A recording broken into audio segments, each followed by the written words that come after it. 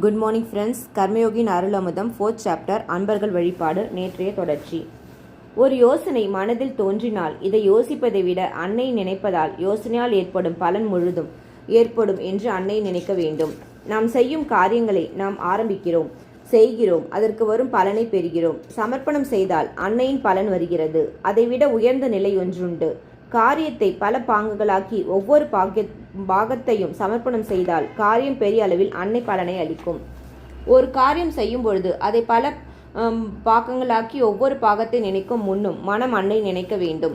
கடந்த கால நினைவு வந்தபடி இருக்கும். அவற்றுள் நல்லவை கெட்டவை கலந்திருக்கும்.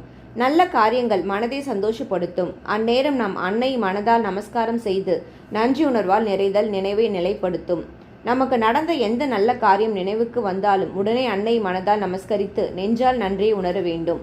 கெட்டவை நினைவுக்கு வந்தால் மனம் வேதனைப்படுகிறது. வேதனைப்பட்டாலும் வருத்தப்பட்டாலும் நடந்தவை கெட்டவை வலுப்படும். நாம் எப்பொழுதும் உணர வேண்டிய ஒரே உணர்வு சந்தோஷம். கெட்டவை நினைவு வந்தால் சந்தோஷம் எப்படி வரும்? கெட்டவை பல காரணங்களாக நடக்கின்றன.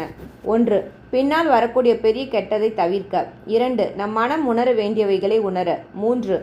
நம்மை விட்டு விலக வேண்டியவர்களை விலக என்பன போன்ற பல காரணங்களுக்காக அவை நடப்பதை நாம் அறிந்து வருத்தப்படுவதையும் வேதனைப்படுவதையும் மாற்றி நமக்கு ஏன் அவை நடந்தன என புரியவில்லை, எனவே வருத்தப்படுவது சரியில்லை என்று முடிவு செய்தால் சரி. அப்படியும் அந்நிகழ்ச்சி மனதை விட்டகவில்லை எனில் அவற்றின் வரலாற்றை சமர்ப்பணம் செய்ய வேண்டும். நமக்கு நடந்த எந்த கெட்டது நினைவு வந்தாலும் அந்நினைவை சமர்ப்பணம் செய்ய வேண்டும். நமக்கு பலர் பற்றி நினைவுகள் வந்தபடி இருக்கின்றன. ஒருவரை பற்றி நினைத்தால் நினைவு அவ்வழியே பல நிகழ்ச்சிகளுக்கு ஓடுகிறது.